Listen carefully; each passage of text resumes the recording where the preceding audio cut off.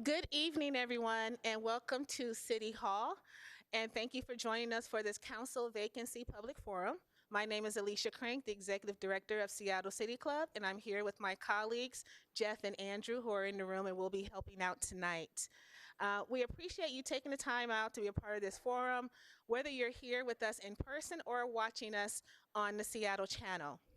We do have a 2-hour time block for this forum and 8 finalists for the council position 8. We will get in as many questions as possible, but we are requesting that any audience questions be submitted through our Slido link that some of you may have already used. The QR code can also access that page and should be on the screens of those watching at home right now, as well as QR codes throughout the room. If you prefer to handwrite your question, please do so and hand it to one of my colleagues during the break we will take, and they will enter it into the portal as well. All of the questions submitted, whether we run out of time or not, will be forwarded on to the City Council tomorrow in time for their special council meeting on January the 22nd. So please do not panic if we do not get to your question. Council will get it and have an opportunity to ask it on Monday. For tonight's forum, we're keeping it pretty simple. We'll do 60-second introductions from each of our candidates. Then we will start asking questions that were compiled from community groups that submitted them. Once we get through that chunk of questions, we will take a short break and then come back and answer audience questions. There will also be a 6-question lightning round, which is where those fun little paddles that are in front of our candidates will come in handy. And then we'll end with closing remarks that will also be 60 seconds. So with that, who's ready to begin?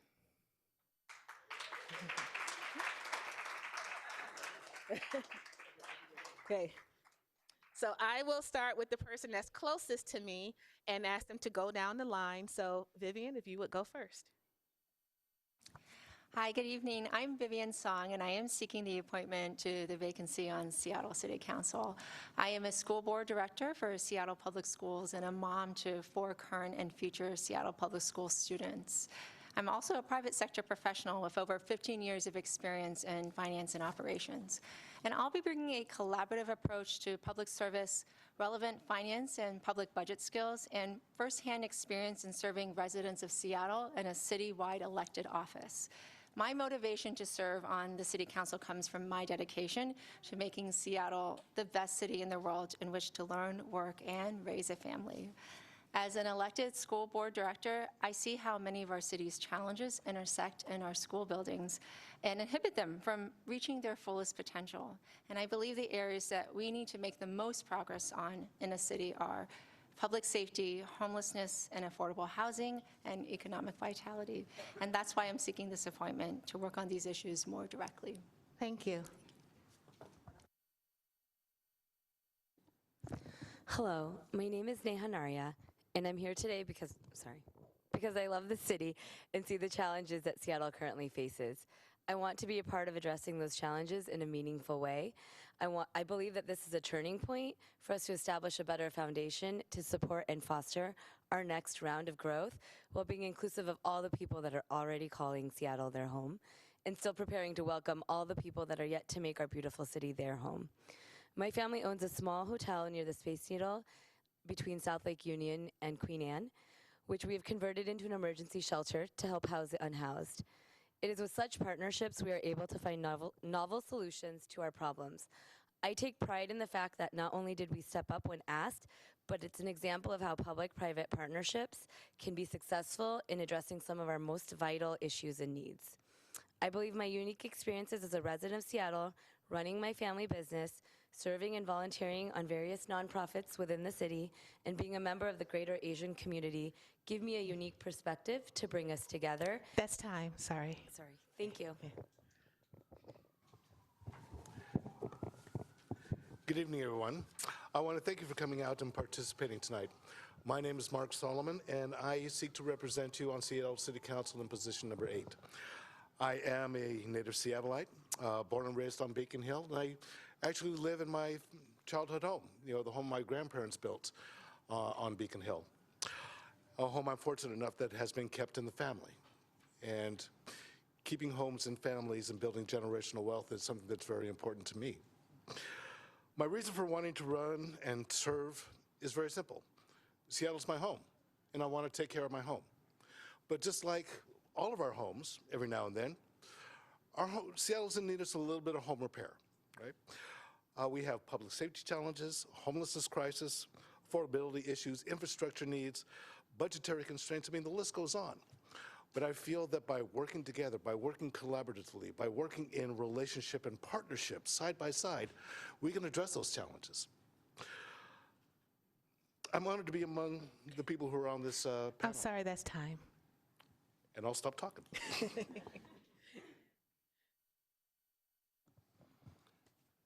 All right, good evening. I'm Steve Strand, and I'm honored to be here among these 8 finalists for the open citywide city council seat position number 8. I appreciate the opportunity to come out and answer questions directly from the public. I believe it's very important that we answer the public's questions in a transparent way, because that's ultimately who we work for, is the public. I'm a lifelong Seattleite, and I'm raising my family in the city.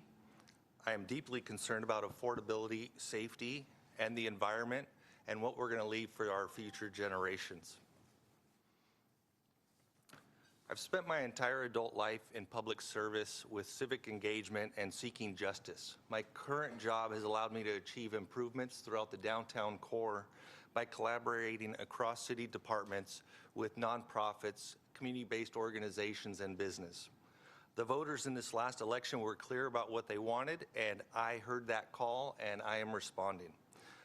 I'm very hopeful the city will make progress with this upcoming council agenda and that's enact time. real change. Thank you. Thank you. Good evening, my name is Mari Sugiyama. I use she, her pronouns, and I am here as a 4th generation Japanese American born and raised on Beacon Hill seeking appointment to the City Council seat for position 8. And the reason why I want to do that is because I have a commitment to serving the community. My work at the City of Seattle for the last 8.5 years has really given me a strong skill set that can really add to the value of the City Council in my experience working with budgets, with multiple departments, and I feel that this will really help us as we move into some of these larger issues such as public safety, housing instability, economic revitalization, and especially our upcoming budget deficit. My experience with direct service providers through our contracts that we manage is a skill that I feel the council would benefit from as we look at addressing this budget deficit, because there will be very real impacts on the citizens of our city if we start looking at programs without having some good background information. I'm a hard worker, I can multitask, I collaborate really well with people, even if we may disagree on policy differences. I really feel that my core beliefs are rooted in how I was raised, and that is why I'm seeking this appointment. Thank you. Thank you, and hi everyone. My name is Lin Tai. My motivation is very simple. I'm here because my whole life has been about dedication to a lifetime of service of others, more than myself. I'm here simple. The city asked me to. The council member asked me to submit a name to help that whether or not I'm the best fit to join them to serve the city. So I don't have any fancy agenda. I don't have any incredible, lofty goals. I'm here to serve you. I'm here to make sure that the council members succeed. When they succeed, we all succeed. And, but if you ask me, I love neighborhoods. I've grown up in neighborhoods. I love everything about neighborhoods. And so if there's a priority that you want to put a pin onto it, that I want to help the council to do a better outreach to all the neighborhoods, to learn from you. That's time. And fix all small problems. That's how we win big victories. Thank you very much. Hi, my name is Tanya Wu. I grew up in Beacon Hill. I worked in my family business in Wallingford, in Queen Anne U District, and now the Chinatown International District. And I now live in Rainier Valley. So I've seen the changes throughout the years in Seattle, and I've seen what happens in neighborhoods who don't have a voice, and I want to change that. So I know how to achieve better public safety. I run a group that is considered an alternative to policing. We go out, de-escalate fights. At the same time, we provide mutual aid to our unhoused neighbors. I also know how to build affordable housing. My family renovated the Louisa Hotel into workforce apartments that only charges our residents a percentage of their income, so no one's forced to pay a rent they cannot afford. I also have fought against city discrimination on one of the most endangered neighborhoods in the nation. I have learned that in order to be heard, we have to make people in power listen. And so I know that we need to work together, and together we can make our neighborhoods and our cities safer and affordable for everybody. That's My name time. is- Thank you. Thank you, Alicia. My name is Juan Cotto. I'm born and raised right here in Seattle. Also grew up on Beacon Hill and in the south end of Seattle. Three things I want to leave with the audience to understand. Number one, I can win this election citywide. This is a momentous opportunity that we're going to take on, a momentous challenge. In 1996, I worked for a King County executive who wanted to run for governor of the state of Washington. In the midst, we had complex policy challenges in King County that we were working on, and we were able to balance that and manage that and also work with him, including land use and a variety of different challenges. Oh, we even saved a football team, for crying out loud. But we were able to get that man elected governor, at the same time managing the office and doing the most important thing, which is to get back to constituents. The second thing is the experience that I gained from that, and also from the work that I've done in the last decade in terms of civic engagement. I've worked on many different issues in this community and with many leaders, including El Centro de la Raza and the Urban League to provide that structure. And then the other thing about me and by my reputation, I play nice in the sandbox. I'm motivated by this incredible city council that we all work to elect with collaboration and innovation, and I would love to be a part of that because I think my personality resonates with this group, and I'm excited to be a part of that if selected. Thank you. I didn't even have to cut you off. Great. All right. Well, we're going to start our first question with you, Juan, if you don't mind. Sure. So the first set of questions that we are going to ask before the break are the questions that were collected from numerous community groups throughout the city. So this first question comes from the Pioneer Square Residents Council. And it's a simple question. What experience do you have with large budgets? From the Pioneer Square Development Council, what experience do I have with large budgets? Yes. I have been working with large budgets since I was a college student body president at Western Oregon State College when I was elected. We had a $500,000 back in, I don't want to go into what year that was because I was only about, but seriously, we had a $500,000 budget that we had to make decisions on at King County. I worked with multiple departments and groups on large budget experience and challenges to deal with county budget. I've worked currently at Bloodworks Northwest, where I am the government affairs director, and I've been able to raise money for our blood, our awareness on the blood supply. I was able to get and secure money down in Olympia to make sure that we can amplify the message that we need to promote blood donation. So from the city level, the municipal level, to the federal level, and also at the state level, I have more than enough, I think, budget experience. Thank you. And we'll come down this way. And I did neglect to say 60 seconds for each answer. Was I under 60 seconds? No, you were good. Thank you. You're good. So I also run a small business. That's how I grew up, working in my family business. With the redevelopment of the Louisa Hotel, when the building caught on fire, we immediately had to get a $2 million emergency stabilization loan from the bank. And that was folded into a $30 million loan to rebuild to the Louisa, and we just finished construction in 2019, and we have 84 people who call that building home. I worked in a lot of nonprofits, charities, and I've also helped conserve a jazz mural from the Prohibition era, and trying to find grants, and so far have been able to put $200,000 into help conserving that mural for generations to come. With the CID Community Watch group, we've had to fund that entirely on our own. We don't have much help from the city, and so we've been working on crowdfunding and trying to apply for grants that we can find. And so I do have experience in small and big budgets. Thank you.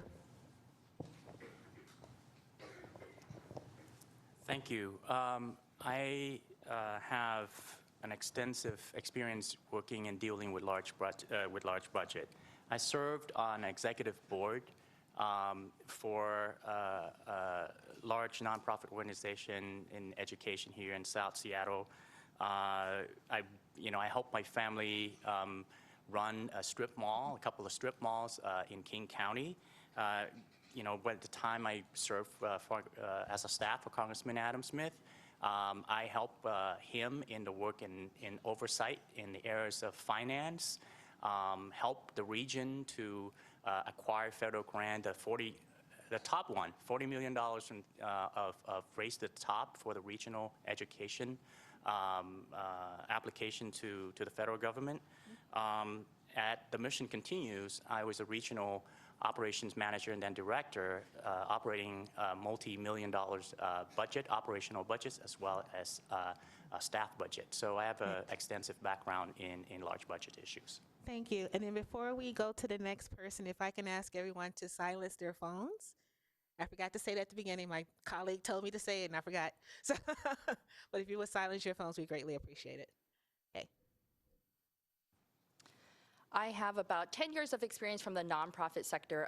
When I worked at Girl Scouts of Western Washington, I managed a small team. It was small but mighty of 3 individuals, and we had a budget around $300,000. That included both private funding and other general funds that we got through the organization. But fast forward to my experience working here at the city, I currently manage a portfolio of contracts, over $20 million of 50 different service providers. And that experience is something that comes directly out of the city budget process. And so my experience in city government, I think, is probably the best answer for this question in terms of my experience with budgets is what does that process when the mayor puts forward his speech, what does that process look like when the city council then has to review it and approve the budget, but then also how does it impact our communities directly?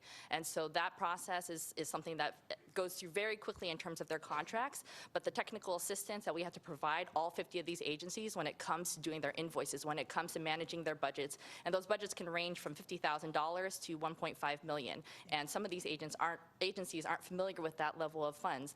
And so, thank you. Thank you. So currently I'm the post commander of a nonprofit in West Seattle as the Veterans of Foreign Wars, and we have a meager budget, so that is not where I have most of my budget experience. But in the Washington Army National Guard in 2015, I was responsible for the building of a million-dollar building that had a SCIF involved, a separate compartmental information facility.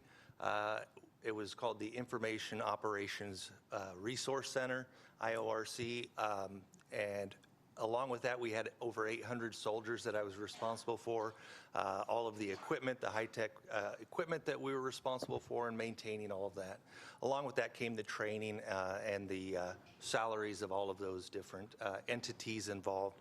And then here at the city, I run a downtown precinct where we have over 100 officers and a budget that I manage there as well. Thank you. Thank you. Well, like Captain Strand, having experience in the military, I was also responsible for being a good steward of the resources that we had in my particular unit. I didn't get to write the budgets. I was responsible for making sure that the money we had was spent well. Again, being responsible for being a good steward of those resources. In terms of other budgetary experience, at one point I ran a small business, a security consulting business, where I had to secure clients, secure the contractors to serve those clients, be responsible for payroll and bookkeeping and accounting. I've also been on the board of organizations that have $20 million budgets, and making sure that we are being financially responsible with the resources that we've got. So Have I dealt with multi-billion-dollar budgets? No. But have I been a good steward of the budgets that I have had oversight of? Yes.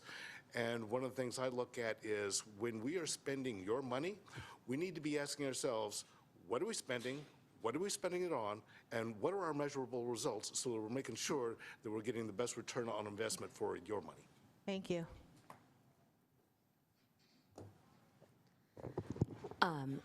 Running my family business, I've navigated it through multiple economic downturns. And I've also went through a multi-million-dollar renovation in 2019.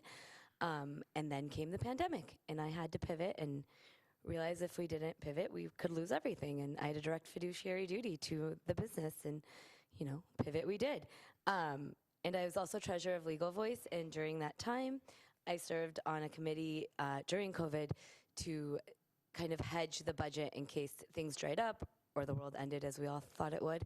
And instead of having a deficit, we actually came in with an increase in revenue. But in all of my experiences, I had a direct fiduciary duty, and I would take the same approach to the city budget and make sure that we were looking at the budget, reviewing it, cutting costs where we can, and then looking at other ways of funding it before raising taxes. So thank you. Thank you.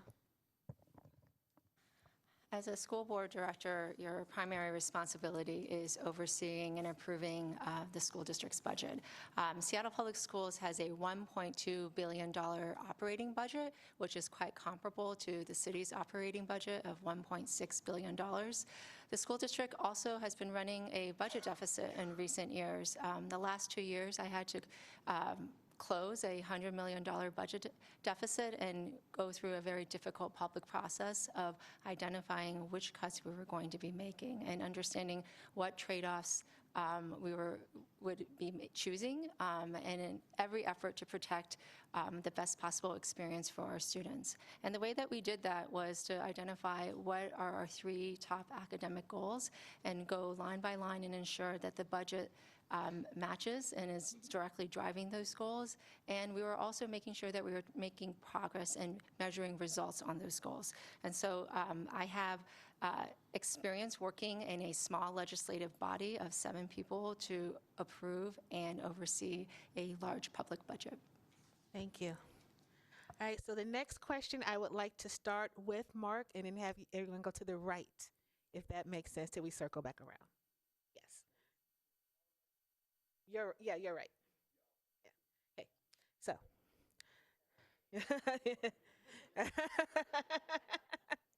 So this question comes from the Transit Riders Union. And so I'm going to ask you to restrict yourself to one answer on this, which is if the city has to make cuts, what would you propose cutting and why?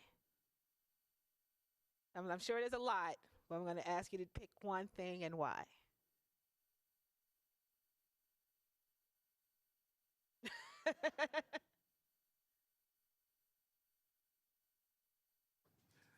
Yeah, if I had to make a decision about what to cut and why, just one thing. Or whatever you can squeeze in the next 45 seconds. Okay. Yeah. I'm going to need 35 to think of it. That really is a tough question. It's a tough one to answer, and if I had to come up with just one thing,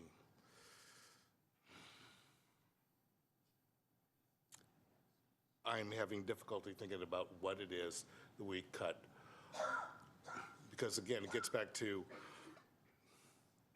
what are we spending our money on, and what is our return on investment for that expenditures?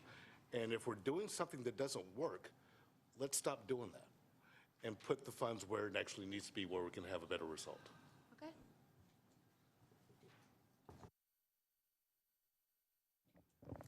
Thanks for going first, Mark. Happy to do it. It was random, I promise.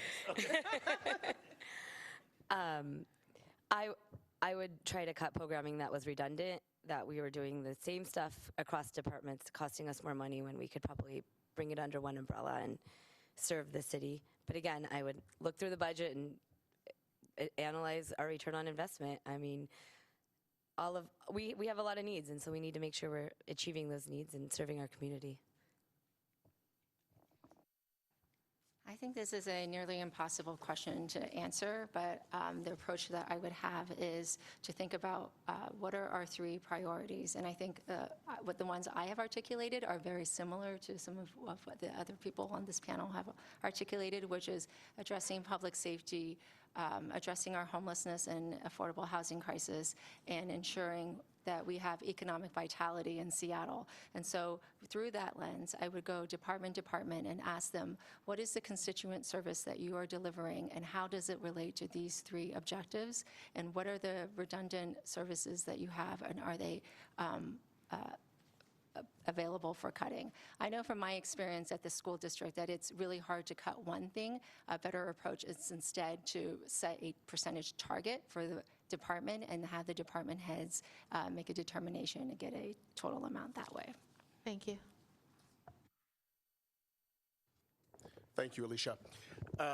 For 12 years, I was a community engagement manager at Fred Hutch Cancer Research Center. And I think about the late Dr. Beverly Torok Storb. There was a young man about his age, and Dr. Storb made this unbelievable presentation on cancer research, and the young person asked her this complex question, and she looked him right in the eye, this little, I would say 8-year-old young person, and said, "I don't know." And I thought that was one of the most powerful answers from a nationally distinguished scientist. I don't know. So to answer the question, and I know there's council members who've been here for certain amounts of time, and I know there's council members who are just starting. They probably researched some of these things. I would just sit down and in the question in a minute, I don't know. I have been through budget cuts before at King County and in a variety of different places. The impacts that those have on families, I'm just not going to be able to sit here and tell you in a 30-second answer what I would cut without having to do some serious study and analysis on it. So I'm going to have to say I don't know. Okay. I think there needs to be more accountability and transparency in our budgeting process. But we need to go through the exercise of going to each city department, agency, and trying to find metrics of success. We need to be seeing results. We need to be looking at everything from a whole and making sure that what we're doing is working before we can go ahead and look at what could possibly be cut. And it should be results-based.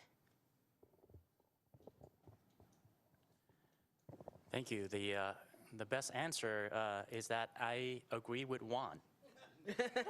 I don't know. The I don't know is not because I don't care. The I don't know is not because it's just simply I do not have the information available in front of me. It's not because I'm indecisive. I can be very decisive, but I need to know before I can decide. And any responsible leader must exercise that thoughtful process. And some folks said cut redundancy. Some redundancy is a good thing. How do we know that it's not a good thing? Some redundancy matters so that we can have data points to point to success or not. So I agree with Juan on this issue, and it's going to be a collaborative process with other council members, and if it's going to be growing pains, we all need to experience the same thing together, and we need to be transparent. We need to communicate that to the residents so that we can grow. We can, we have a shared experience. A city we need to experience together. Thank you. Thank you.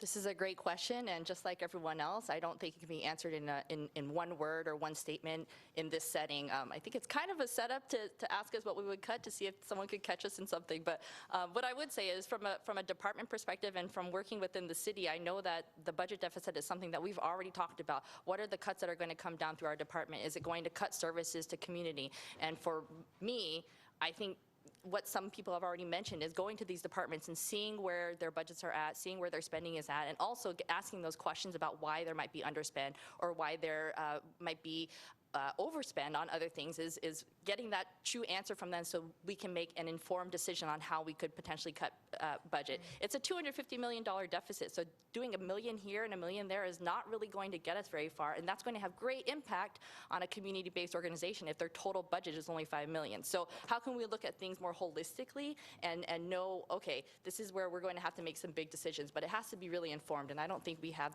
enough information at this point to sit up here and give you maybe the answer that you really wanted. Yep. Thank you. I like our city council's approach and what I've heard from Councilmember Saka about starting his this cycle with an audit to see what we're spending our money on. The city is projected to have a $250 million shortfall, and so we need to look at what is working and what is not.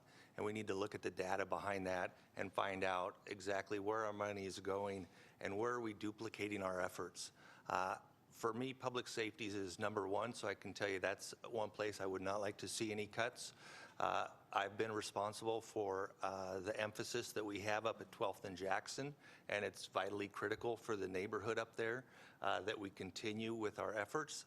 And we do that through a lot of community organizations, nonprofits, and other city departments. And same thing at 3rd and Pine.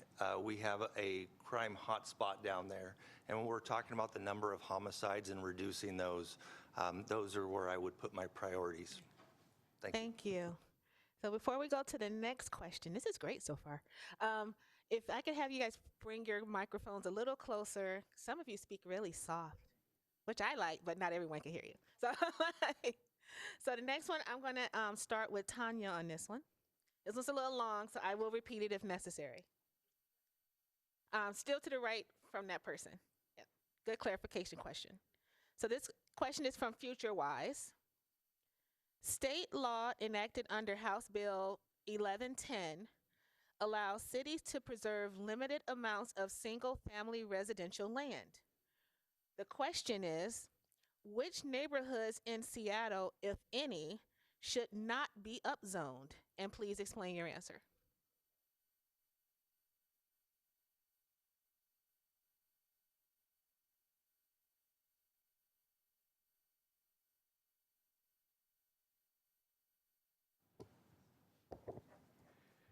We have to build more housing, and we have to build more affordable housing. And I don't know the answer to that, but I know that we have to consider displacement and gentrification, especially in decisions going forward, especially in places like South Seattle where people are being forced out. And so I think we really need to examine this by neighborhood basis with the realization that we do have to build more housing. We do have to share in trying to diverse the kinds of housing that we have, especially for families and for people to be able to age in place and to be able to work here and live here. To me, this issue is a matter of equity.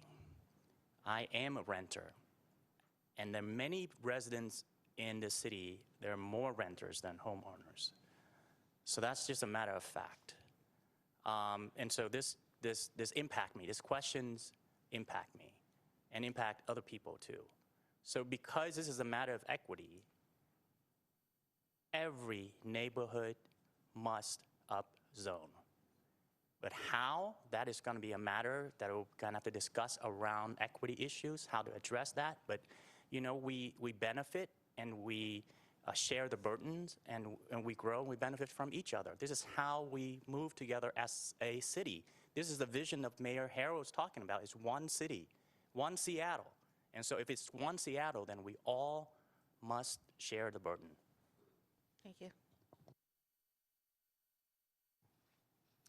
Similar to the last question, I think to ask us what areas should not be upzoned is sort of ignoring the nuance in this type of question. When we talk about single-family homes or single-family zoning, we have to think about families where that home might be their only form of generational wealth. And so if you're upzoning that area and they are being pushed out, what sort of impact are you having for their generations to come, or what sort of part are you playing in gentrification? I think we can also look at some of these housing alternatives that are cropping up through entities like Africatown. We have SCIPTA developing the north lot of PacMed.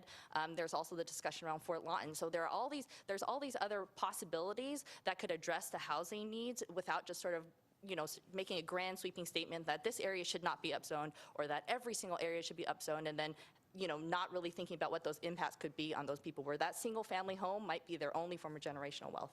Thank you. Thank you.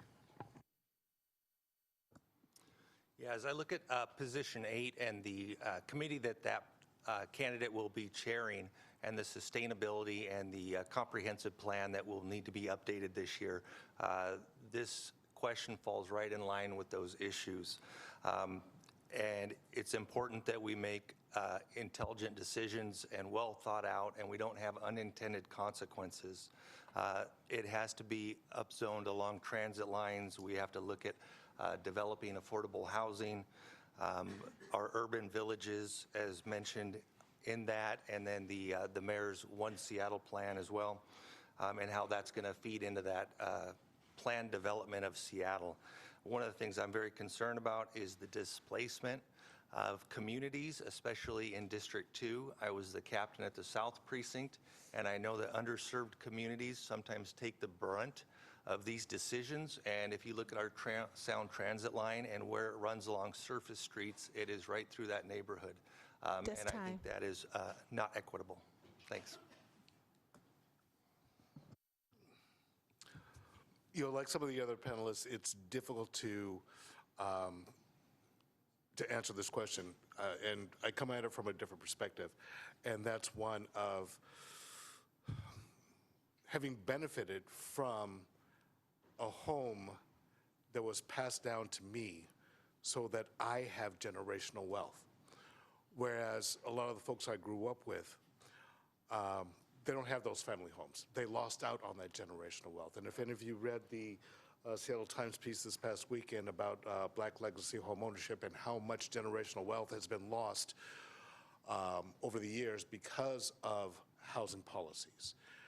And we're talking billions that affect, you know, families like mine, neighbors like mine. So yes, I agree that if we're going to be doing any kind of upzoning, it needs to be equity, but at the same time, I'm concerned about gentrification, and I'm so concerned about displacement, because I've seen that displacement. I've lived that displacement. So Thank you. Time. yeah. Thank you. I don't think anyone disagrees with the fact that we need more housing across the spectrum. Market rate, affordable, transitional, all of the above. And if we can actually get our housing supply to meet the demand, it will automatically become more affordable. And so, yes, we don't want to disproportionately displace communities in different neighborhoods, but we do need to be proactive. The city continues to grow, and we cannot continue to advocate for a housing policy that has not served us well and has led to this affordability crisis that we are all feeling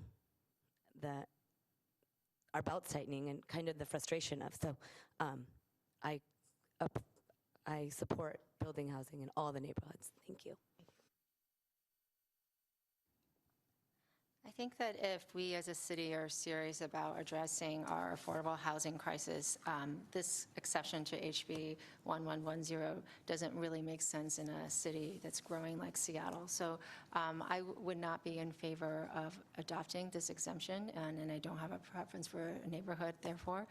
And the reality is that this kind of upzoning change really would not happen overnight. And therefore, it's incumbent on us as elected leaders to engage community stakeholders to ensure that gentrification and displacement doesn't disproportionately harm neighborhoods. We've already observed those changes, and we will have opportunity to mitigate the negative impacts of that. But I think this is tremendous opportunity. We have the resources to bring amenities like public transportation, schools, libraries, community centers to more parts of our community, and I think that the upzoning will really help drive that. Thank you. I serve on the board of Homesite, and the point that Mark made about generational wealth and creating opportunities for people to live in housing is a real one and very important in terms of how we do that, especially for underrepresented and minority communities. And that's an area that one of the things that we have been looking at.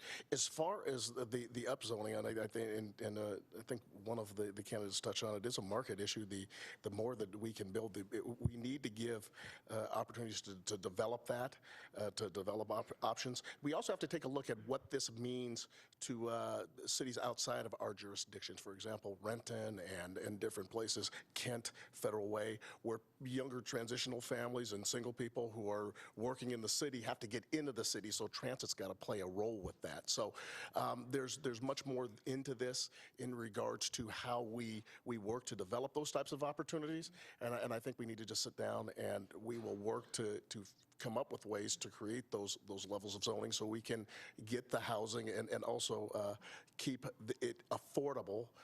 I'm still a renter, and we've fortunately been able to keep our rent affordable, and that's what this will do. Thank you. And so this next question is actually piggybacking off of what many of you have talked about. So it's another housing question, and this one is from Habitat for Humanity. What policies would you support to promote BIPOC ownership in the city? And let's start with Stephen on that one. Yeah, absolutely. Thank you for that question. When I was in the Army over in North Carolina, going through the engineering course, we actually did some volunteer work with Habitat for Humanity, and it's a terrific organization that President Carter has been involved in. And so, yeah, I think that, home ownership should be something that is achievable by everybody. And in Seattle, it is not affordable, and that is a big concern for me with young kids growing up and wondering how they're going to be able to stay in Seattle. I'm worried about that. And so there are things I think we as a legislative body can do to ease some of those burdens on the impoverished. And there's also some budgetary things that we can look at as solutions as well. Thank you. Yeah, thank you. Okay, so earlier I mentioned the Black Legacy Homeownership Group. It's a community-based organization. It is working to keep families in their homes as opposed to being displaced, and providing resources for them, education, even looking at low-cost, no-cost home repairs. Recently, anybody have any issues with the atmospheric river and property damage as a result of that? We did. And it wasn't cheap to take care of, right? So when faced with that kind of catastrophic expense, some homeowners may have to be, look at selling as opposed to being able to hold on to it. And I believe, this organization is one that can help people stay in their homes. The other thing that just came out that I saw today is the Department of Commerce, State Department of Commerce, has invested $312.6 million in affordable housing and home ownership opportunities for Washington residents. That's time. So, okay. Darn, I was just getting going. Thank you. Sorry, let me take a minute. As Mark had stated, Black Legacy homeowners, and I just read the article this weekend, and it's wonderful. And there's many groups, Habitat for Humanity, and other groups I know that popped up during the pandemic to kind of help with the homeownership for BIPOC communities. And one thing that is my strong suit is bringing communities together to solve problems.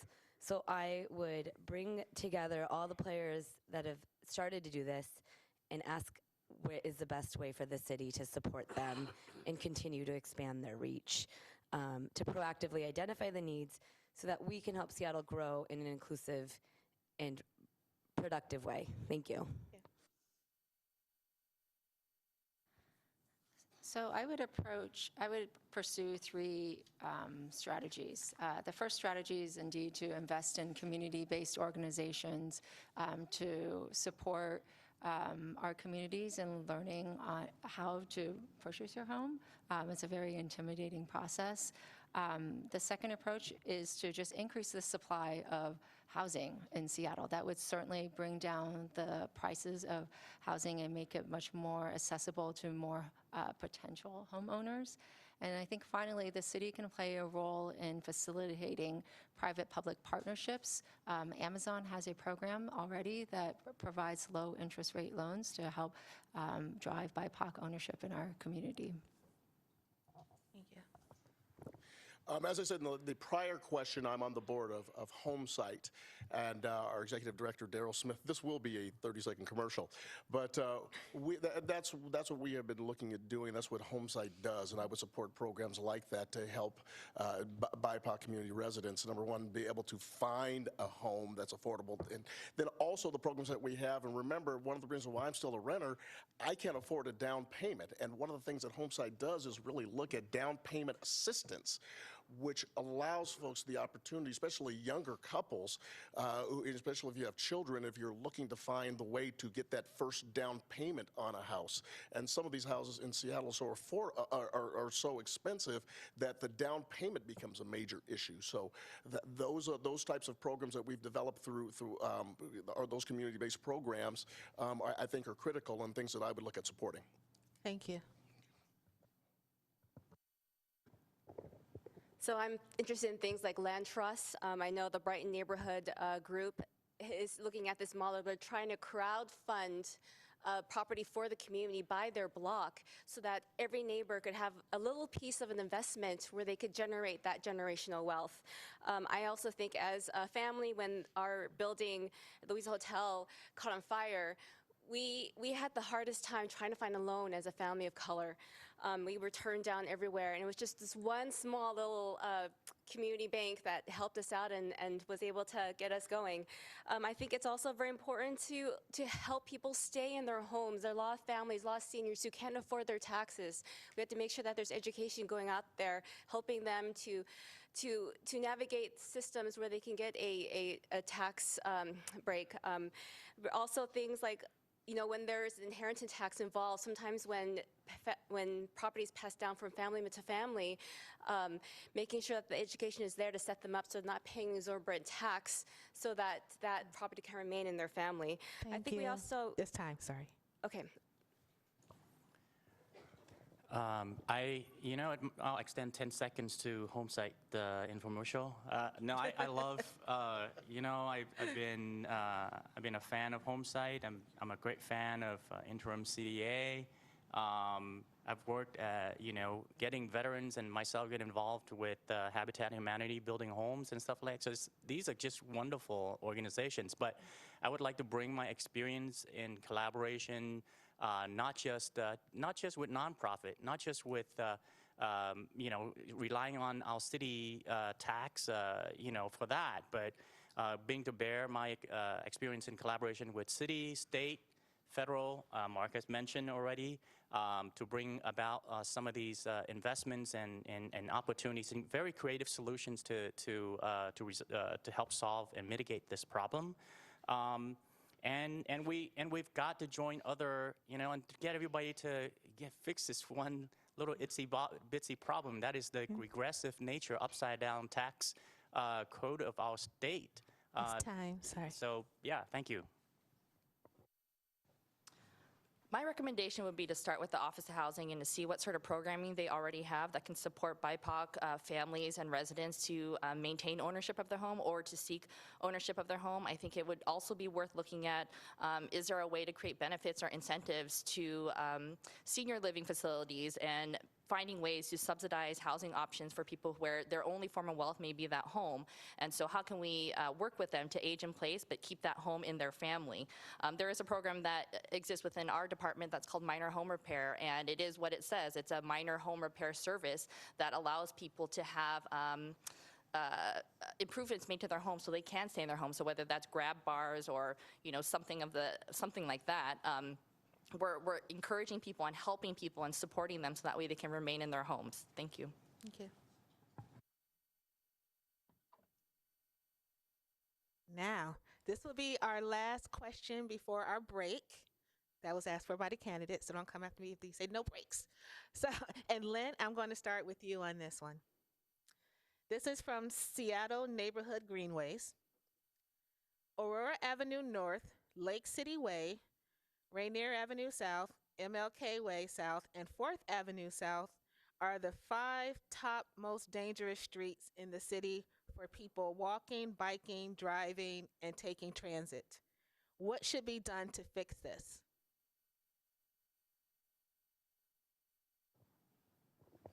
Well, this goes to planning.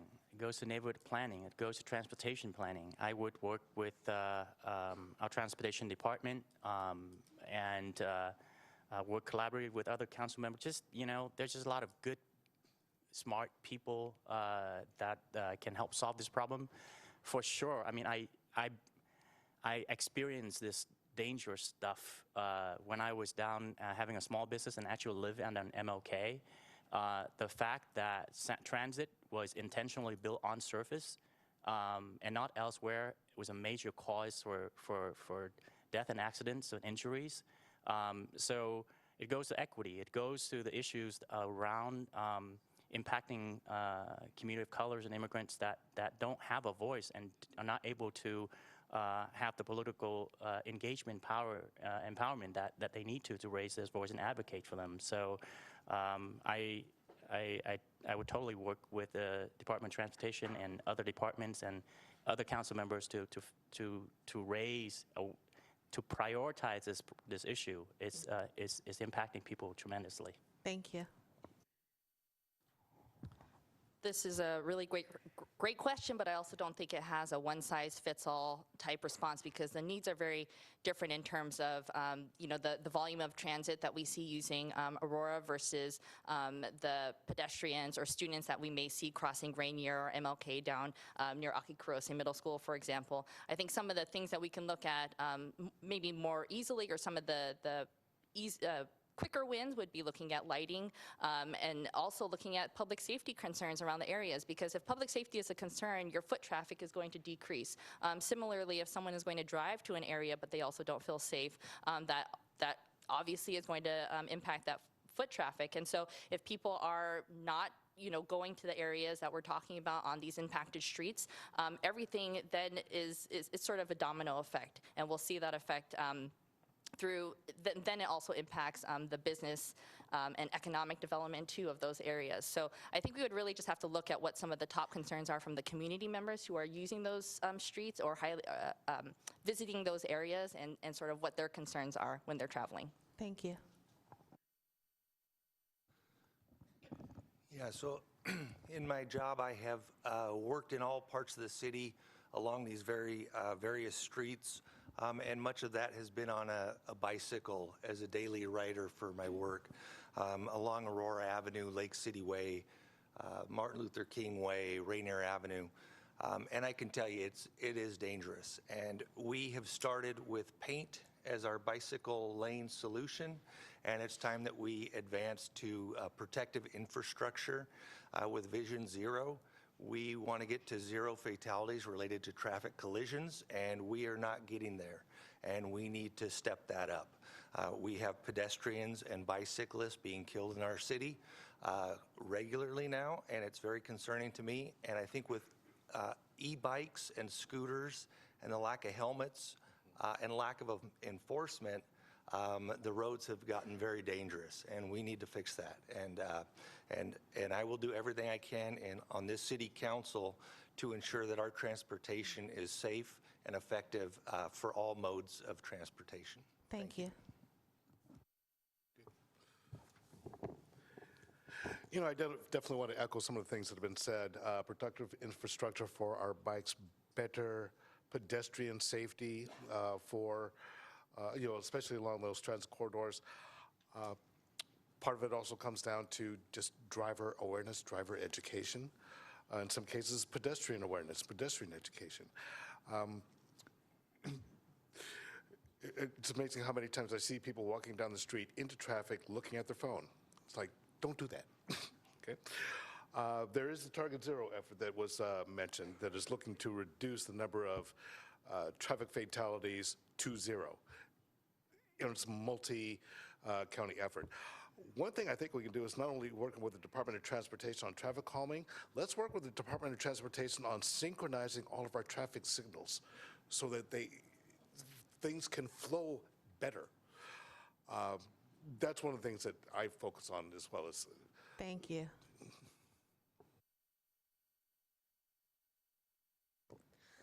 Thank you. In my conversations over the past year, I've learned not recently, but over the past year, that SDOT has not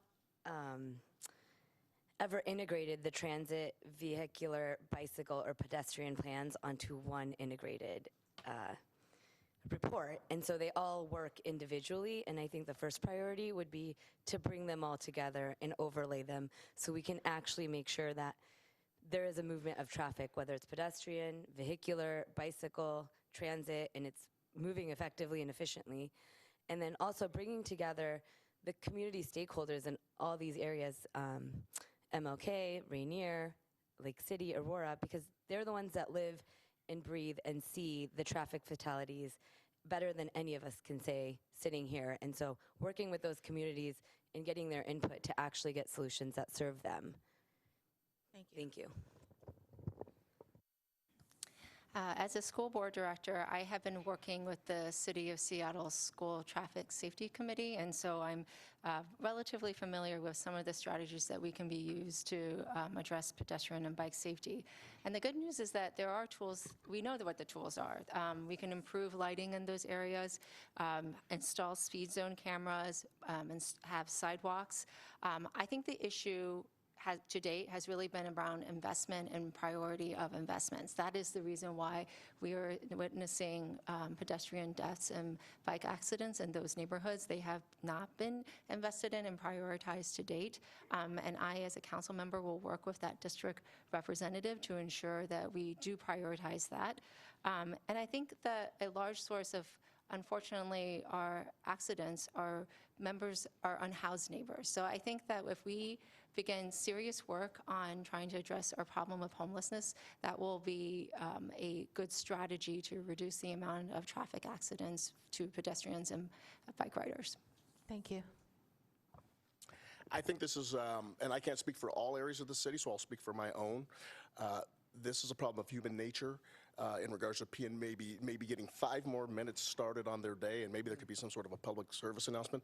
People drive, and not all people, but a percentage drive too fast. And we see this in our Lakeside Avenue neighborhood. And my daughter, who as a little girl, was built kind of like a milkshake, and she would run and her body would shake. And she's going down this narrow sidewalk, and sometimes she would look like she was going to veer into the traffic. And there are cars coming down on a 25-mile-an-hour road that are going 40 miles an hour. And I'm just sitting here just hoping that she doesn't fall off, because I don't know what's going to happen. And we would try to work from that perspective. And I see it down some of the busier streets in our neighborhood. I ride a rad bike. And you can see this 225-pound black Latino man going down Yesler Street. And the guy goes whizzing by me, almost hits me, and he stops to look at me. Then he looked at me, and then he took off. And I just yelled at him, slow down. It's time. But people drive. We need to look at different ways, because people are driving too fast. I know the people closest to the problem have the solutions. And I know that many of these neighborhood groups who are dealing with those streets have plans. And I saw that in 2015 Move Levy, there were some projects that were supposed to be funded in that plan that have not yet been completed in some of these streets. And so I think we need to bring together neighborhood groups, stakeholders, see what they want and to see happen to those streets, and make sure that gets funded and that we fulfill the 2015 Move Levy going forward and prioritize that. I know that levy was, I guess, very ambitious, but I think we need to have these ambitious plans because we need to fulfill them. And the transportation levy is coming up again this next year, and that's going to be very important. How do we make our streets safer? Thank you. So with that, we are going to take a 10-minute break and come back to our audience questions. If you are on Slido, go ahead and submit your questions. And you can also upvote some of those that you agree with. So we'll come back in 10 minutes and continue.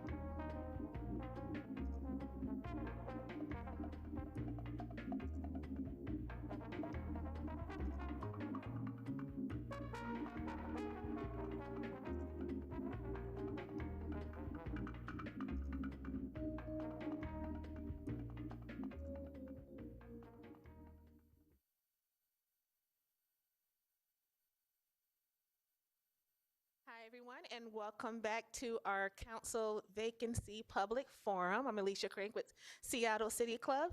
We just completed one round of questions from community groups that submitted earlier, and now we are turning to your questions.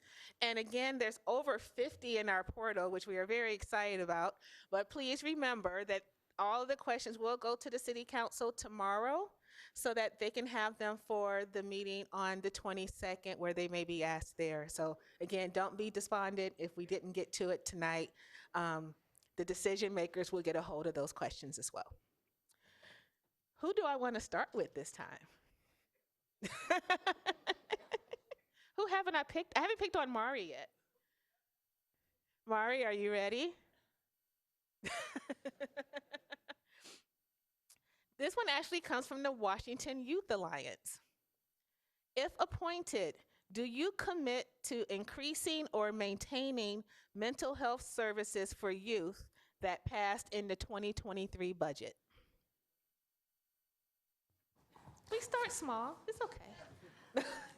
Thank you for that question. This actually hits really close to home just in the work that I do right now in the Human Services Department. We have a really strong department or division called Youth and Family Empowerment, and some of the supports that we do provide, both in that division and then the division that I'm over, which is Safe and Thriving Communities, does contribute to overall mental health. And I think when we're talking about larger issues like public safety or homelessness, we have to think of some of those root causes, and sometimes that is related to a mental health need or mental health situation where someone could benefit from added support. And so I definitely would support youth mental health counseling, whatever that may look like. Also making sure that it's accessible with very few barriers. And so looking at different ways to provide those services. And sometimes it needs to happen at school. Sometimes it needs to happen in the neighborhood. Sometimes it needs to happen during school hours even. But we have to make it accessible for everyone who feels they need that service. Thank you. I would absolutely increase it. Mental health needs to be fully funded, especially for our youth. We can look out on our city streets and see what behavioral health and mental health issues look like. And the sooner we address them, the better off we are. I have worked with our disabled veteran community, and some struggle with some mental health issues along with addiction, just like the rest of every community in our neighborhoods. But for our children, I think we pull out all the stops, and I would increase. Thank you. Yes.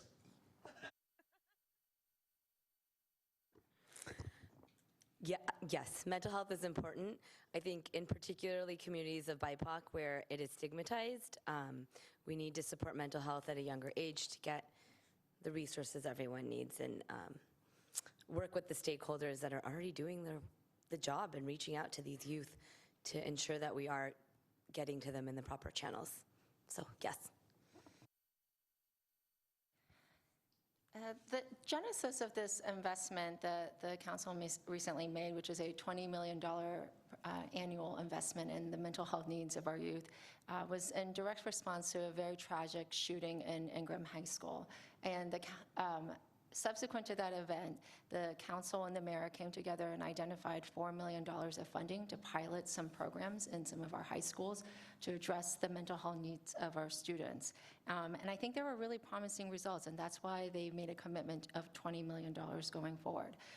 What's important to understand is that the state legislature currently only funds one counselor for every 1,500 students. This was driven by a student group that was trying to drive that ratio closer to one for every 250 students, which I think is what is best practice in the National Association of School Psychologists. And I'm very excited that the City Council recognizes this tremendous need in our community, and it's coming directly from our students. And I think our students should take tremendous pride, and I will make every effort to protect it. Thank you. Thank you. My wife, Sarah, is a mental health therapist. I sat on the board of Sound Mental Health for 5 years. This is a personal and professional commitment to me, 100% yes. coming out of the pandemic, our young people need more support than ever now. And so I believe we can do more. And it's not just mental health, but it's also, this vacancy, the Arts and Culture Committee, Sustainability Committee, City Lights, I mean, we all have responsibility. Every single department has a hand in how we raise our young people.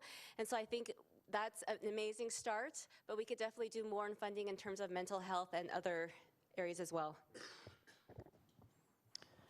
Mental health is personal to me. If you looked at me, if you talked to me, if you've known me all your life, you would not know that Lynn has a mental health challenge. I own that. I'm a beneficiary of that, and I struggle with mental health for most of my times after leaving the service. So that's a struggle. So I don't think mental health issue is uniquely challenging to youth, but I wholeheartedly, just from an empathy, just from a direct personal experience, of course, we should maintain and increase the funding for mental health for our young people. I would even expand and challenge our council members and the mayors and the rest of the community to, you can do something. You don't need money to be kind. You don't need money to care. You don't need money to reach out and say, I see you, I hear you, I want to be with you. Time. Thank you. Thank you. Thank you for that answer. I apologize if I butcher your name. Neha? Neha, thank you. Neha, I haven't picked on you, so now it's time. This question is, there are many demands of a council member, including regular voting. Do you have a consistent history of voting on local matters as a private citizen? Thank you. I turned 18 for the Gore-Bush election, and I happily registered and voted at my former elementary school, and would drive back there every election when I was at the University of Washington until I changed my registration to Seattle. And so I have actively registered since I was 18, or voted since I was 18, except for a few, when I lived on the East Coast, I think I didn't get my ballot in time, or a couple trips during the primary that I missed my ballot, but I've been actively voting since I was 18, so yes. Thank you. When I was a senior in high school, I helped my grandfather, who was a refugee, study for his U.S. citizenship exam, and I had the distinct pleasure of voting in my first election with him, and it was actually a school levy for my school district.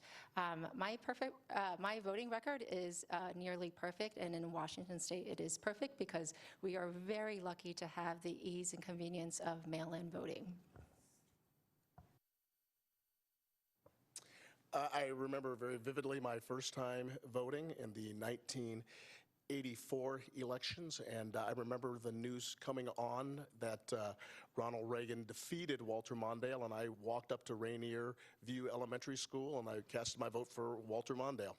I have voted since I was 18 years old. I have voted in all local elections. When I was in the state of Oregon going to college, I voted there. When I lived in Georgia, I voted there as well. So I've been a lifelong voter. I think it's a part of our political process, the most important part of our political process, and I have voted in all of those elections. I will acknowledge that my voting record has not been good, and I own that, and I know it's a mistake, and if I go back in time, I would change it. But I come from a community that does not vote. We are not talking about politics, we're talking about survival. And so this last, I don't want to make that as an excuse, but this last couple of years, I've been actively out there trying to register people who have never voted before, people who are in their 80s, 90s, refugees, immigrants, non-English speakers, who have voted for the very first time this past election. And so I think the very important question to ask is, how do we engage people who are farthest away from government, who do not see any visible improvements when it comes to government. How do we engage those voters? I mean, you go into the Chinatown International District and you see the graffiti and the disinvestment. And so that's a whole group of people who are not known to be voters. How do we engage that group? And I kind of see it as going forward an opportunity and a mission and responsibility to learn from my mistakes and in the future be able to engage voters and try to get them registered and involved in the government process. Time. Thank you. I love voting. I love freaking voting so much that I joined the service to defend and lay my life down to defend voting. I love voting so much that since I left the service, I eventually got nominated and voted by unanimous agreement votes by King County Council to let me come and play as a member of the Citizens Oversight Committee of King County elections. And part of it is about learning and engaging with all group of people to help those who are disenfranchised through the voting process. And the number one thing to get other folks to get involved in is through language access. This city is one of the most diverse cities in the region and the state, and there's so many people are not, you speak English better than me. Trust me, you. I'm a first generation immigrant and former refugees from Vietnam. You think I speak good English? No. Language access is so important. Thank you. So I definitely remember going with my mom to vote because it was so fun to punch through in the little ballot and pulling the curtain to make sure it was a private experience.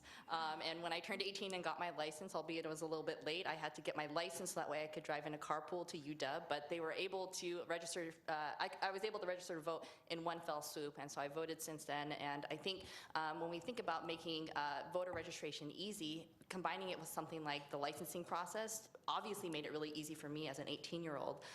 And so if we can think about alternative ways to make sure that that experience reaches everybody, that would be great. Thank you. Thank you. Yeah, I registered to vote when I was 18, and I've voted in every election since then. Even while deployed overseas, I made sure I had my ballot and I submitted my vote. My wife is an immigrant to this country. And she is now a naturalized citizen, and it was important for her to do that so that she could also take part in our elections. I have 3 teenage children, and I'm happy to say that the Washington state now with the driver's license makes it incredibly easy to register to vote. And so my daughter has voted this last year, and this year my son will turn 18, and both kids and both parents will vote. And I'm happy that I've stressed that, and I'm very disappointed in the low turnouts that our city has. And I thank our fellow council members for the work they've done to register people to vote, because I believe in restorative justice. Thank you.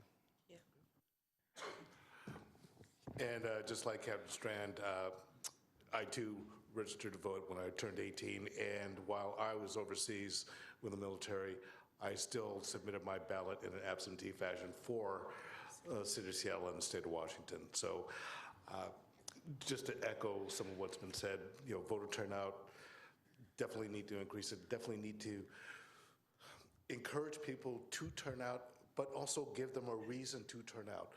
You know, as President Obama said, don't get mad, vote, right? And that's what I think that we should all be encouraging each other to do. Let your voice be heard, vote. Thank you. All right, we're going to stay on that line of thinking, actually. And Juan, I'll start with you and have you come back this way. So this is actually my question, or the City Club question for you, which is, how would you get more people, more residents, more youth civically engaged? As you've already mentioned during this last question about low voter turnout, you know, how would you as an elected motivate and encourage others to get more civically involved?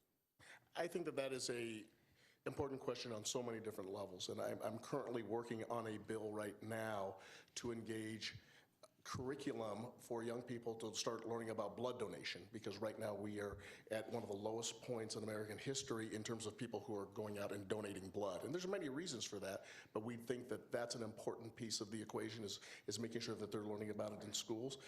I think it's important to remain active yourself, and that's why I serve on boards and commissions and get out there and do those things. Civic engagement also includes participation in not only athletics, which is a passion of mine, but my kids were involved in dancing and playing instruments and helping them develop and find different ways that they can find their true passions through arts and leisure and culture and a variety of different ways. And I think also we have to motivate adults to do that as well. And then I had an experience as a juror 2 years ago. And that's another thing, because we have so many people of color are participating in juries, and that's an important part of the process as well, and an important part of civic engagement that we need to look at. Thank you. Thank you. So I come from a community of refugees, immigrants, mostly non-English speakers. And I think it's very important to have language access. Not only that, but letting communities know that if they want to be heard, this is how you do it. How do we engage communities into City Hall, into County Hall? And that starts with every one of us in communities from the ground and grassroots level.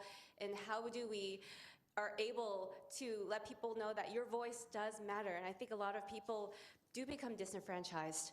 And so in terms of young people, I think setting the example, especially in families, in schools, community centers, in arts and culture programs, that this is how you enact change. If you see something in your community that you feel really strongly about, this is how you do it. And you have to get engaged with the process if you want to make things better. Thank you. Well, I do have direct experience in terms of engaging young people to be more civically engaged. I asked them, some of the youth that I mentor, I asked them to design their own images and stuff so that they can be blaster as a part of voting engagement with King County elections. So I have a record of doing that. But I also think when you talk about civic engagement, it's not just about voting. Civic engagement is about so many things, and it begins with letting young people know that they own this stuff. They own the government. There's so many ways to say that you're civically engaged. You don't have to just, young people can, hey, if parents can be forced to buy a toy for kids, kids can force parents to vote. You just need to let them, be a part of that, the ownership and the decision-making process about how to engage and learn and own their government. I took my daughter up to the mayor's office to say hi and demanded that she be seated at the mayor's chair. That begins with a lot of that, and you all have, each one of us has the duty and responsibility to be more civically engaged. Thank you. Thank you. Currently, I know we do have some youth programming that encourages and promotes civic engagement and getting youth involved in the legislative process, whatever that may be. So it does, like people have said, it does go beyond voting, but we know that all kids in schools know that if the teacher asks them to vote on something they want to do, they know what that means. So they know that it'll be a result based on the vote. And if we can draw correlations to the larger government or larger legislation that could impact them or impact them as they become adults, that's how you get them involved, is you draw those correlations so when they're in elementary school, they understand, oh, when I vote, this is what it means in 5th grade, but when I vote when I'm 18, I can have a greater impact. Rainier Beach Action Coalition actually has a program where they, one of their goals is to have civic engagement, or have youth involved in civic engagement. And I think if we can look at other alternatives to community-based programs that can get youth involved, that helps them to see things that are impacting their communities directly, that's where you really build and cultivate that interest in voting and just civic engagement overall. Thank you. Thank you. Yeah, I agree. The importance of civic engagement. I think it also starts at home. I visited the Capitol with each of my children to stress the importance of our government. I was proud that I answered the question correctly, that there are 42 steps on our Capitol because we are the 42nd state admitted to the Union. And I know that because that was something I had from the soldiers I served with in the Washington Army National Guard, was a U.S. flag with 42 stars on it. But also I think our we need to address institutional racism. We do have disenfranchised communities out there, and that if this starts at home and they don't have that home life, we need to reach out to them and engage in that. Like I said, the driver's license now, it's easy to register when you get your driver's license, but we also have a large number of youths that aren't interested in driving. And so there is a lot of work to do. And I... Oh, time. Oh. Yep. Hello. And I just want to say that I'm a... I'd like to I didn't touch anything. I'd like to reclaim my time. Well, you were over time when it went dark. So. I just want to close with this. What JFK said, it's by actions and not by words, and so it's going to take all of us to change this. Thanks. Thank you. Should I go or pause until we... No, go. Go? Okay. If we want our young people to be civically engaged and involved, we got to be civically engaged and involved. It comes to, because we're going to be setting the example for it. When I think about, past elections, when I look at, turnout, voter turnout, and 19% of a precinct, that's how many people turned out.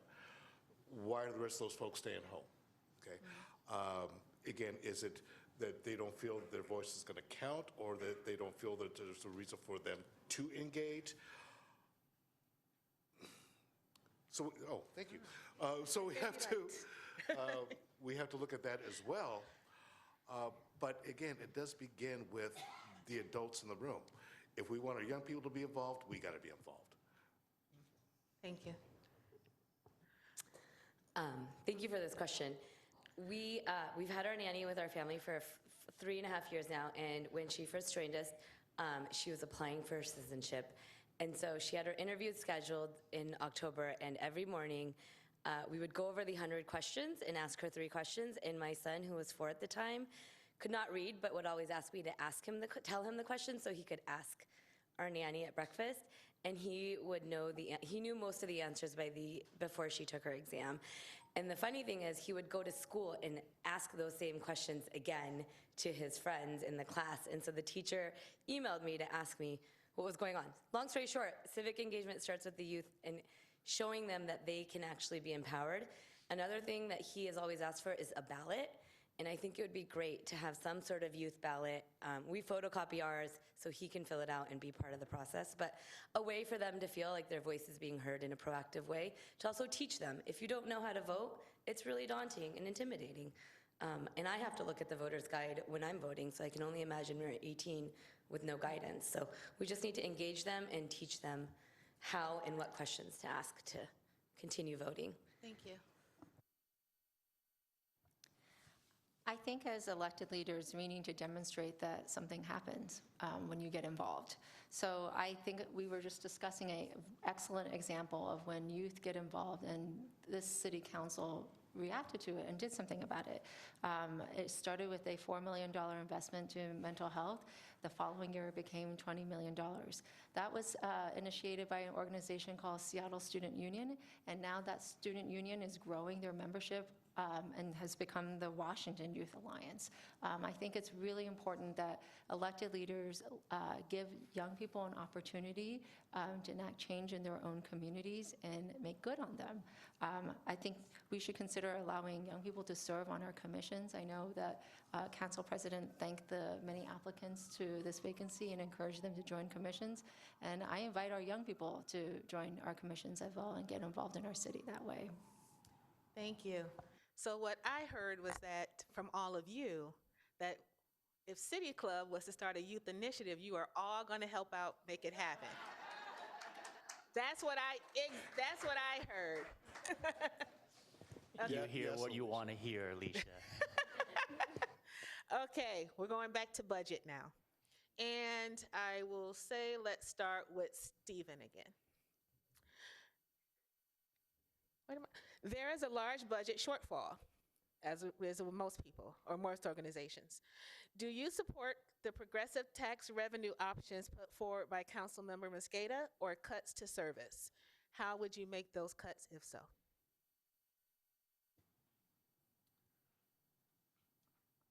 Yeah, thank you. So when it comes to the budget, I think we need to audit the budget, as I said earlier, and look at where we can cut before we look at any increases in our funding and any taxation. I do believe that we should have a progressive tax, not a regressive tax. So that is something that I support. But I'm not comfortable raising taxes until we know that we are being good stewards of the public funds. And one thing I want to talk about is our police department. Obviously, I am a supporter of the Seattle Police Department, and they've been without a raise for a while. But there are also some alternatives to policing where I think we can save some money. It is cheaper for other people to respond to somebody sleeping in a doorway than it is to have a fire truck or a police car show up to those kind of low acuity calls. Time. So I think we can save money there. Thank you.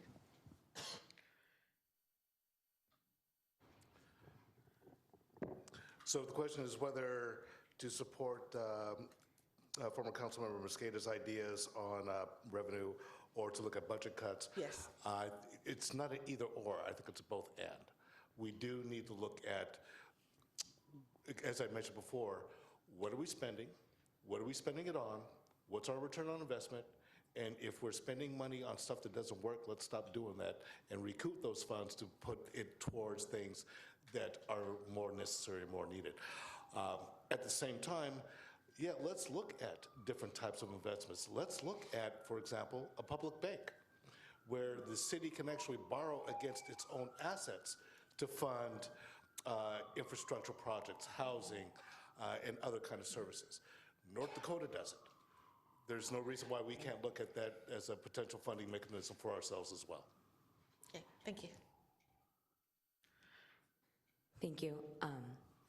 I believe that we owe it to Seattleites to audit, review the budget.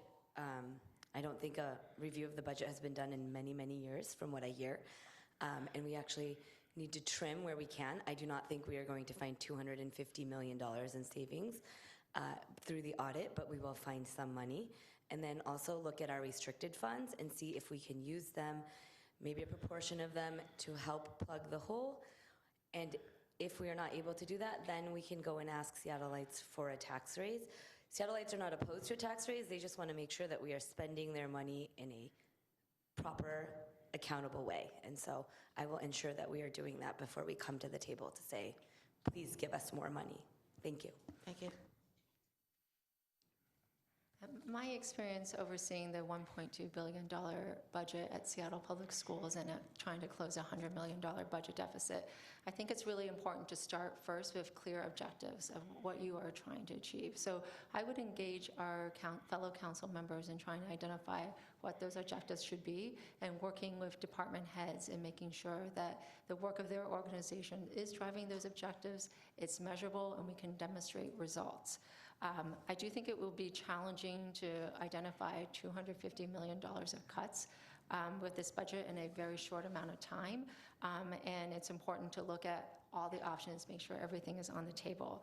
But I think the important point with taxation is that there needs to be a really clear purpose for it and that we measure our results with that purpose. And so that, again, goes back to the necessity of having clear objectives for what we are trying to achieve as a city. Thank you.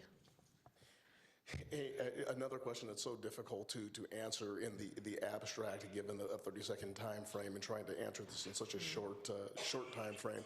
But the bottom line issue is this: we as a community just elected a innovative and collaborative city council and new council members, and I know there's some existing council members and folks who have ideas, and I'm a person who's open to all ideas, and so I want to make sure that in this new era of collaboration, even if there's people who philosophically may be a little bit different to me, we all want the same thing, and I think it's important that I listen to the other council members, that we work in a collaborative, engaged environment to take a look at especially these budget issues, which once again, like I said, have impact on so many different areas and ultimately people. And I think we have to be responsible from that angle as well. So I would say that I would be working with this innovation and collaboration that has been expressed, and I want to listen to all ideas. Thank you. So budgets are tight for everybody. We have people all across the city who are just trying to make ends meet. And so how I would approach this is from a small business perspective. You know, we have a budget and we have to make it work. And so as I said earlier, we have to have metrics for success, for results, for every single department and agency. We need to know that they're meeting these results, and which includes the budget, it includes an audit of all budgeting, and be able to look at that information before we go to the last resort. I know the Progressive Revenue Task Force identified a couple of things, and it went through an exercise of legality before they were implemented, but we definitely need to look at ideas and as well as fight for a more less regressive tax system in the state legislature. Thank you. Yeah, I think I'm in agreement with many of my, can I call colleagues yet? Or, yeah, I don't know. Sure. It's, yeah, so, yeah, thank you.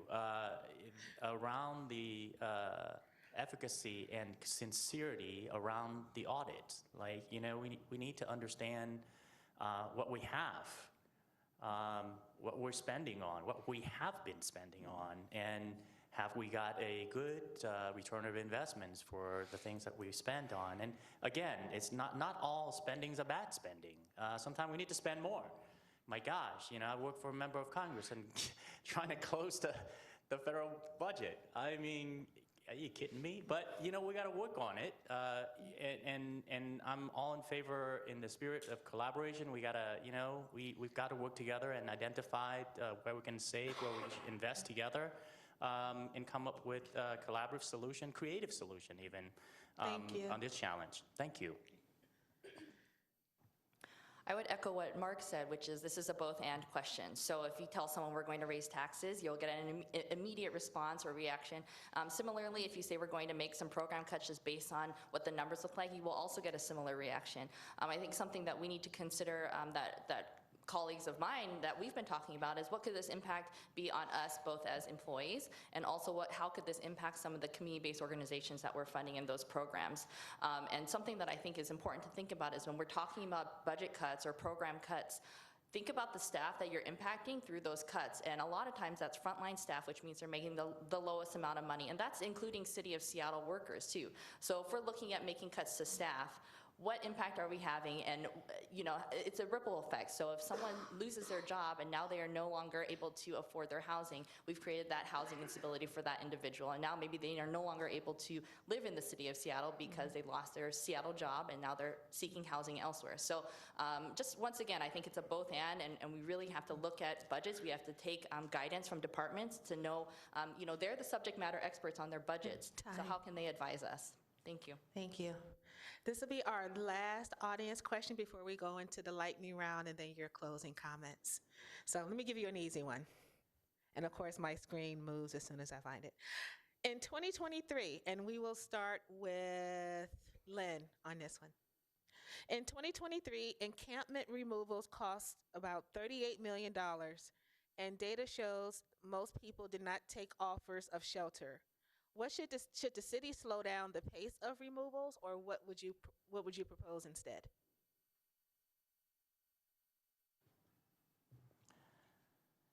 You know, I also go back with, I don't know. Yeah. It's a huge challenge. It's a human cost. There's just so much level of this. It's a really disheartening situation.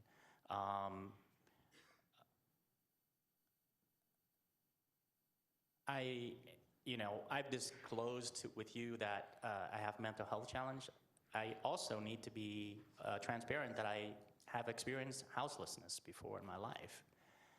And as someone who has experienced houselessness, I don't think about, whether I'll be forced to move, I'll be forced to, all my stuff been thrown away, or I did not think about it. I just try to survive, and if people want me to go somewhere else, I'll go somewhere else. So we gotta think about all of these human dimensions. I I can't give that answer. Thank Yeah. you. When we think about encampment sweeps, I think we also need to think about what wraparound services we're offering people. A lot of times, the outreach to these areas or these encampments may not be something that people are interested in. If the shelter is only allowing men or women and you are not able to live with your partner, that tent does start to look a little bit better because you're able to stay with your family. Sometimes you can't take your pet, and I know there are plenty of people who feed their pets better than maybe some of us even eat as humans. But think about just like these basic human rights and basic human comfortabilities that if you are houseless, you do not have that same sort of flexibility to move around. When we talk about wraparound services, houselessness is not the only thing. We have to look at some of the root causes. So is that mental health? Is that substance use? Is it, other things that are impacting them that prohibit them from being able to maintain a safe home or live elsewhere than an encampment. And at the root of it too, I think we need to look at what that outreach looks like, because we know that from different communities, sometimes you feel more comfortable with people you are familiar with, people who look like you, people who speak a language that you're familiar with. Thank you. Yeah, so I want to be clear when talking about our unhoused neighbors, that is not illegal and they are not criminals. And so I think that's important when we talk about public safety and homelessness, that we're not combining those two issues. They're very separate. There are people that are unhoused that are going through mental health issues, that have drug addiction issues, that need help, serious help. We are spending a lot of money and it is not getting better, and we need to look at why that is. I agree that these encampment sweeps and spending $38 million to do it again 2 blocks over is not effective. We need more permanent solutions. I think the city expected King County Regional Homelessness Authority to be able to give them the money, the $100 million or more, to find those regional solutions for all the cities in our region. And I don't think that that has been effective, and we need to look at whether we continue with that or not, and how we do get people indoors, because we can't leave them on the street. Thank you. I'll try to be as brief as I can with this. A lot of folks call me, by profession, a crime prevention coordinator with the Seattle Police Department. A lot of phone calls I get from folks in the community are about homeless encampments. And I emphasize to them something what Captain Strand said. Being homeless is not illegal, and just because someone is homeless does not make them a criminal, because we have a lot of people that have addresses that are committing crimes. So I want to make that very clear. But if we really want to address this, we need to provide addresses for those folks who are out there on the street, right? If we want to solve the issue of homelessness, let's build housing. Let's get people inside. Let's provide the wraparound case management services they need so they can stay in their housing. Let's not do congregate shelters because no one wants to go there. Let's provide low barrier housing so someone can take their pet, take their partner, that doesn't require them to be sober. DESC has a model over off of Denny that allows people to drink. They have very few calls for service at that location. Thank you. Thank you. Unfortunately, as the city, we all know that we are facing a homelessness crisis, but I do believe all of these topics are intertwined: homelessness, public safety, and affordability.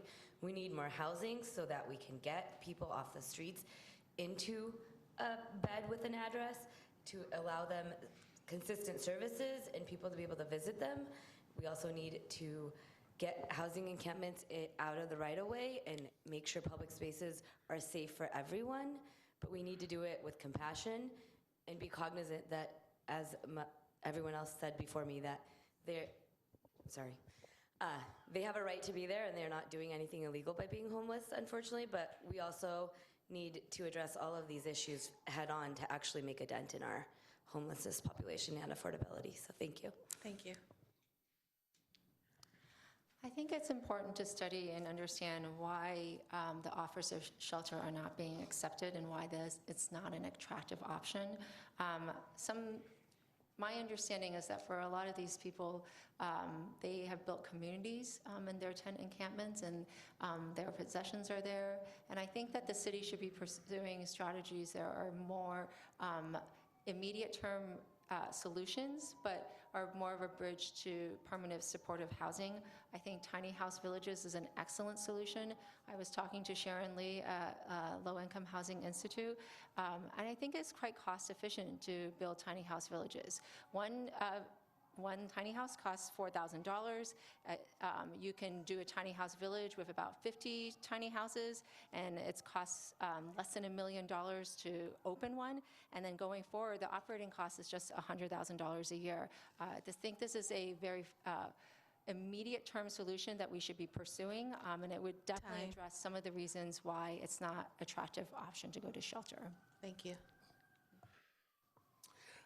I believe it was 10 years ago, and I could be off by a year, and I can't remember which one of the mayors did it, but there was a report in the Seattle Times that I saw that had data, and I'm just a big believer in a data-driven approach as we look at this issue, because I think sometimes we talk about, yet again, the homeless and the abstract, and I think we need to know who's out there and why they are out there. And I remember in the information that the data at that time had, there was a percentage, around 18%, that had transitioning from foster care programs. There was a percentage of, I think, around 12% that were actually working part-time jobs and they were homeless. And then we had, from our disproportionate communities, we had an African-American population that had served in the military, and they were suffering post-traumatic stress disorders. So we need to take a look at that. I just believe we need to have data so we can find out some of the specific root causes, and then that will help us find the wraparound services and the types of programs that our homeless population needs. Thank you. So some of the work that I've been doing on the community watch is we go into the encampments and we build trust with our in-house neighbors. We find out their backstory, their root cause, what they're looking for, what they want. And I think community aspect is very important. And building those relationships is especially important. I know nobody wants sweeps. You don't agree. I mean, we all can all agree that they're terrible. But I mean, we have to make sure that, that the wraparound services are available, behavioral health services, the mental health services, addiction treatment services, and then being able to build community and relationships and trust is very important in trying to get people inside and finding out what they're looking for, what the root cause is, and being able to holistically help people. And so I know like we try to find long-term solutions. Many people who have found shelter come back to encampments. That's where their friends are. And so we really have to look at how, going forward, every individual person, and we can't just make assumptions, but through my work with Community Watch, we go to the encampments and we see how, yes, scary they are. Thank you. Thank you. Now you all get to collectively rest your voices for a second and use your paddles. We have 6 lightning round questions, and once we're done with each one, you would just raise your paddle thumbs up if you like it or thumbs down if you don't. Ready? I'm sorry? Yes. Let the audience see it. Okay. So first one is, do you support passing new progressive taxes such as a CEO pay ratio tax, city level capital gains tax, and or increasing Jumpstart to raise funds to help fill the budget gap? Okay. Planners tell us you can't manage what you don't count. Would you support requiring the city to produce an inventory of all rental housing to include low-income affordable housing?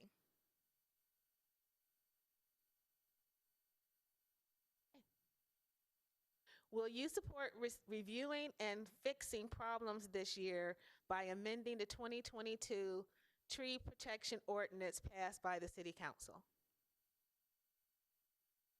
Sure. Will you support reviewing and fixing problems by amending the 2022 tree protection ordinance? Sure. Would you support a LUMA amendment to the current ordinance and add 8,000 large and healthy trees on the perimeters of lots to that list of trees protected during development? The LUMA amendment. Yeah. Okay. All right. That'll be a good follow-up for next time then. Two more. The Seattle Community Safety Program has been effective in supporting regional and ongoing gun violence prevention, but has presence only in a few city districts. Will you support expanding this world citywide? Okay. And last but not least, will you support creating an independent Department of Climate and the Environment with an urban forestry division to consider or to consolidate these city issues in one department for better oversight? All right. Now it's time for our closing comments. Each person will have 60 seconds. And since I started with Vivian in the beginning, we'll start with Juan and come back this way. Thank you so much, Alicia. Thanks for the City Club. Thanks to my colleagues. Thanks for all of you for showing up this evening. Three things I wanted you to walk away with. Number one, I can win citywide. I can build successful campaigns in consecutive years. I've experienced it with Governor Locke when we did that back in 1996. I understand the importance of serving the district the entire city that I'm actually representing, and then also working to make sure that we build a very, very strong campaign. I can raise the money, and I'm really excited about that aspect of it. I have a unbelievable network, and I want to thank so many of my folks who are listening tonight, watching tonight. It's been remarkable the last several days, and all the texts that I've received. I've got a remarkable network throughout the city, and combined with the public policy experience, combined with the political experience, I think I could be a very effective candidate. Then third, of course, once again, innovative and collaboration. That's been my reputation, and I'm looking forward to work with the city councilors that we elected. I just want to leave you one more thought. Quickly. We can all be heroes if you donate blood. Thank you. Thank you. Permissible. Okay. I consider myself a daughter of Seattle. I lived here my entire life. And I love my city. I have boots in the ground. I have been out there in doing this work in public safety. I'm out in encampments. I'm out on the streets, de-escalating fights. And I've been doing it for the last 3 years. I also have a lot of experience in affordable housing. I served on boards and commissions, especially when it comes to historic preservation. And I also have a lot of experience when it comes to lifting and amplifying voices and bringing people who have never engaged at City Hall before into its chambers. And I've done this for years, and I plan to do it at a higher level. I think a lot of the issues that we're seeing in South Seattle, we see in the entirety of Seattle. And I've had these experiences tackling these issues, boots on the ground, from a grassroots level these last couple of years. And it'd be amazing to be able to help uplift voices, get people engaged on a higher level. And I know that together we can make Seattle better. Thanks. Thank you. Almost forgot to bring the mic to myself. Thank you, everyone. Thank you to the 72 applicants who put their names in. I want to make sure that you are seen and heard, well, the other 60-something, that you are an important answer. Even though you're not here, you're an important answer to the challenges, and you can provide solutions moving forward. For me, I have a set of resume that can rival and compare to and be proud of my resume, my record of what I have done with any single one of persons here. What I want to impart upon you guys is that I have, in my lived experience and all of my professional experience, a consciousness of cultural sensitivity, that I'm able to connect. I have a level of deep empathy that I connect with many people across sectors. Thank you very much.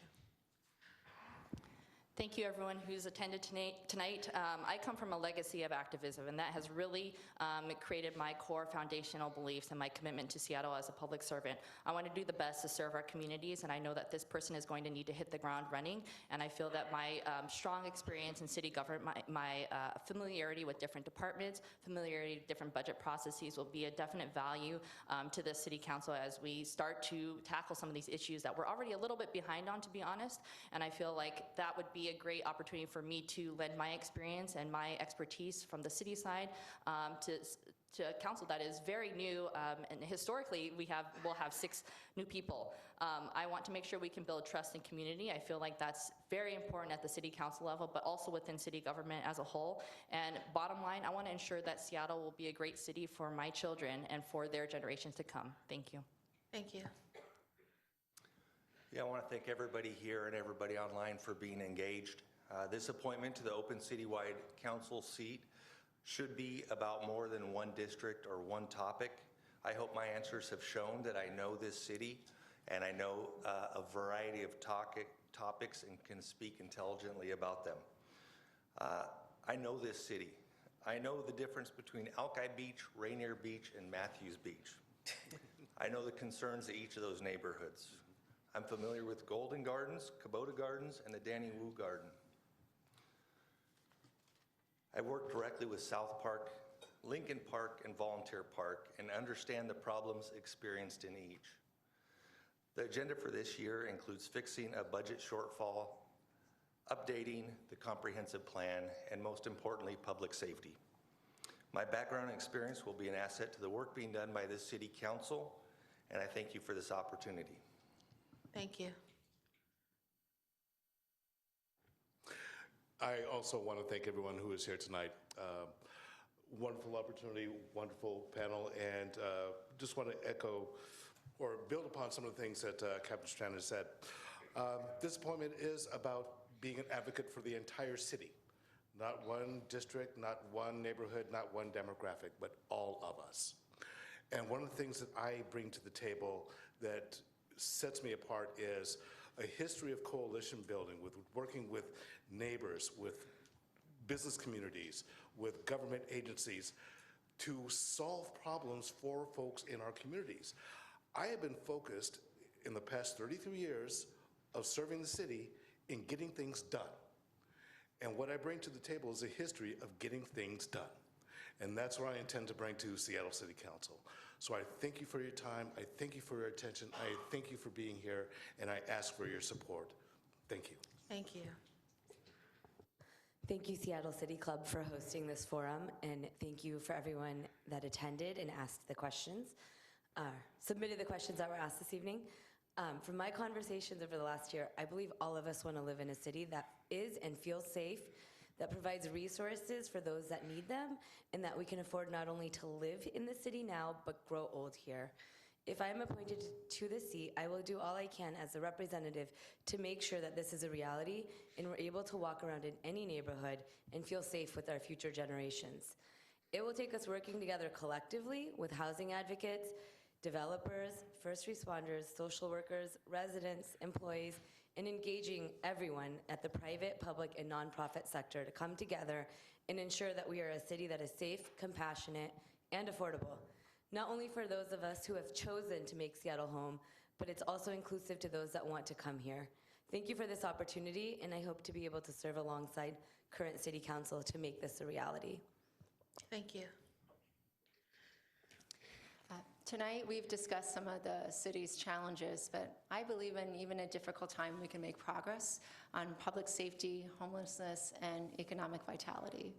We need to scale our police force to the needs of our growing city and invest in alternatives like the new care department. We need to address short-term needs and plan for the future to end homelessness and have affordable housing. And we need to drive economic growth. That's the engine that drives all the things that we want to achieve for our city. I'm ready to get to work. I'm also ready to get to work as chair of City Light, Sustainability, and Arts and tackle challenges such as the impact of climate change on snowpack and therefore our power resource, investing in our electrical grid in response to greater electrification, I'm ready to work with regional stakeholders to find solutions to the culverts and honor the treaty rights of our Indigenous nations. My service as a school board director prepares me well for service on the Libraries and Education Committee as vice chair as well. And critically, I'm ready to tackle our $250 million budget deficit, bringing my professional financial skills and the practical experience of overseeing a $1.2 billion operating budget for the school district That's and closing time. budgets in a public process. Thank you. Thank you.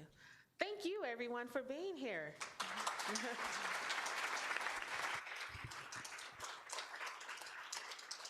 This was way more fun than I thought it was going to be.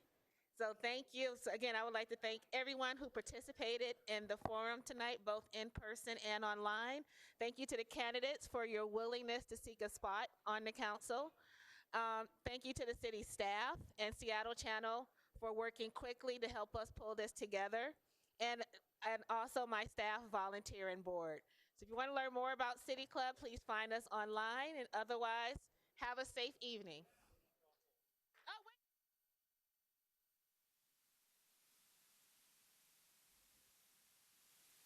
So it will be up for the rest of this page where you submitted your questions. If you can fill out the straw poll, that would be great, and we will publish the results tomorrow. Thank you.